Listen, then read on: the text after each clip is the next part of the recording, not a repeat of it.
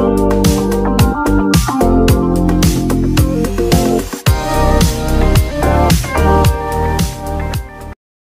semua, salam sejahtera Malaysia, tuan-tuan dan puan-puan yang amat dihormati sekalian. Selamat datang ke channel Fels Lifestyle. Terima kasih kerana masih setia di dalam channel ini. Saudara-saudara yang amat dihormati sekalian, Muhammad Sanusi, Menteri Besar Kedah, baru-baru ini yang pernah disebut-sebut namanya berkaitan dengan skandal REE dan juga akta hasutan. Nah, hari ini saudara-saudara, dalam sebuah artikel disahkan oleh SPRM. Satu artikel dari Sinar Harian, SPRM akan panggil Sanusi selewat-lewatnya minggu depan. Artikel ini pada 11 September. Suruhanjaya Pencegahan Rasuah Malaysia akan memanggil Menteri Besar Kedah, Datuk Seri Muhammad Sanusi, selewat-lewatnya minggu depan bagi melengkapkan kertas siasatan berhubung isu kecurian REE, unsur nadir bumi, di Bukit Enggang, Sik, Kedah.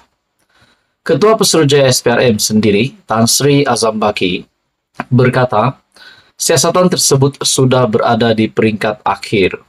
Namun, perlu melihat kepada beberapa perkara dalam konteks undang-undang, sistem dan prosedur.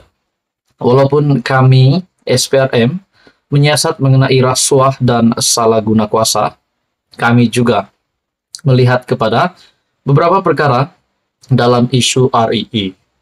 Dengan sistem dan prosedur, tugas kami adalah untuk menasihati kerajaan negeri tentang bagaimana hendak memperbetulkan keadaan. SPRM sedang menyiasat kes ini, sebab tu jadi lambat dan orang ramai bercakap kepada media. Orang ramai bercakap tentang bila nak ambil tindakan, katanya kepada media. Sinar Harian pada 9 Ogos melaporkan SPRM memperoleh keterangan baharu namun masih menangguhkan tindakan memanggil Muhammad Sanusi kerana ingin meneliti maklumat atau petunjuk baharu yang diterima. Azam berkata, pihaknya akan menyiasat maklumat terbaru tersebut bagi menyokong siasatan media sedia ada sebelum tindakan selanjutnya dijalankan. Siasatan sedia ada, maafkan saya. Bagaimanapun, Azam menerangkan perkara yang dilihat adalah mengenai kuasa untuk meluluskan perlombongan haram itu kerana dakwanya ia bukan keputusan daripada kerajaan negeri, sebaliknya kerajaan persekutuan. Nah, saudara-saudara, persoalan yang timbul di sini adalah, adakah di sini Muhammad Sanusi, Menteri Besar Kedah, memang benar-benar bersalah berkaitan dengan skandal ataupun isu kecurian REE ini? Nah, kalau benar memang Muhammad Sanusi bersalah, adakah beliau akan dikenakan tindakan undang-undang sehingga dipenjarakan? Semua itu masih menjadi persoalan. Satu artikel dari sinarharian.com, SPRM akan panggil Sanusi. Halo semua, salam sejahtera Malaysia, tuan-tuan dan puan-puan yang amat dihormati sekalian. Hangat tentang kepimpinan muda ataupun parti muda, presiden muda yang akhirnya menarik sokongan daripada kerajaan perpaduan dan memilih untuk menjadi kuasa ketiga pembangkang. Nah, tuan-tuan dan puan, satu ulasan dari syabudin.com yang pasti mengejutkan kepimpinan muda dan ramai. Kuasa ketiga, Syed Saddiq takkan ke mana? Sehelai pun bulu roma Anwar tak jatuh. Setelah didesak banyak pihak, Syed Saddiq Abdul Rahman akhirnya akur untuk menarik diri dan tidak lagi menyokong kerajaan perpaduan. Presiden muda itu bagaimanapun mengumumkan pendiriannya untuk tidak bersama blok pembangkang PN, sebaliknya memilih untuk menjadi pembangkang kuasa ketiga di Dewan Rakyat. Dalam hal ini, banyak pihak telah memberi respon atau reaksi terhadap keputusan yang dibuat ahli Parlimen Muar itu. Meskipun Syed Saddiq tidak lagi menyokong kerajaan perpaduan, pilihannya untuk menjadi kuasa ketiga di Parlimen bukanlah pilihan yang mampu membawanya ke mana-mana. Dengan hanya satu kerusi saja dimiliki di Parlimen, berbanding kerajaan perpaduan ada 147 dan PN memiliki 74. Peranan kuasa ketiga muda hampir tidak bernilai apa-apa. Sebagai peringatan kepada Syed Saddiq untuk renungannya, tiada mana-mana parti pernah berjaya dengan impian untuk menjadi kuasa ketiga di negara ini. Pada PRU 2018, ketika berlaku pertembungan antara PH dan BN.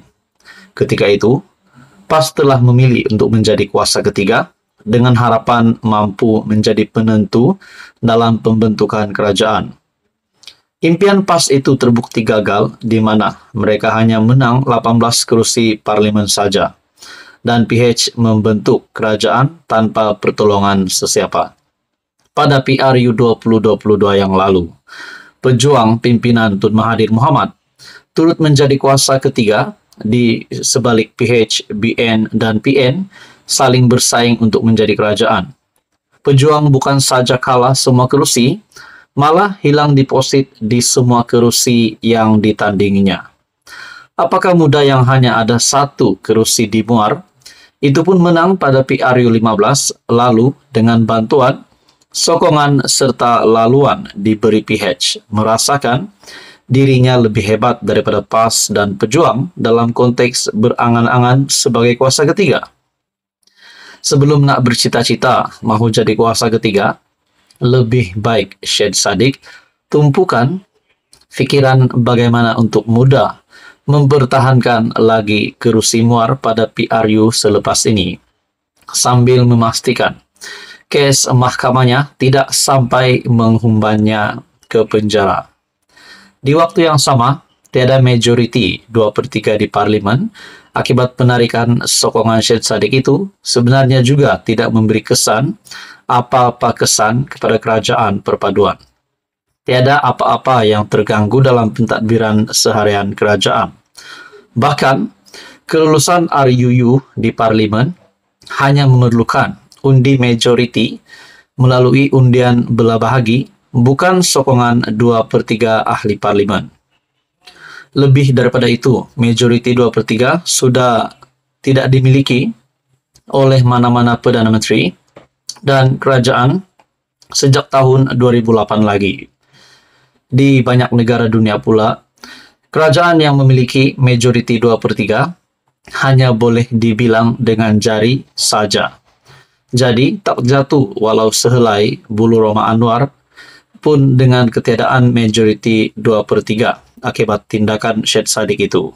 Namun, untuk perjuangan masa depan muda dan dirinya sendiri, Syed Saddiq harus sadar, bukan saja banyak bulu mungkin tertanggal daripada tubuhnya, malah mungkin tak cukup bulu untuk dipertaruhkan demi survivalnya selepas ini. Kecualilah jika beliau tak malu, lalu sedia menjilat PN yang diketuai Mahyadin yang pernah dituduhnya mengheret ke mahkamah sebelum ini, semata-mata kerana dia enggan menyokong bekas Perdana Menteri yang gagal itu. Syahbudin Husin, 11 September 2023.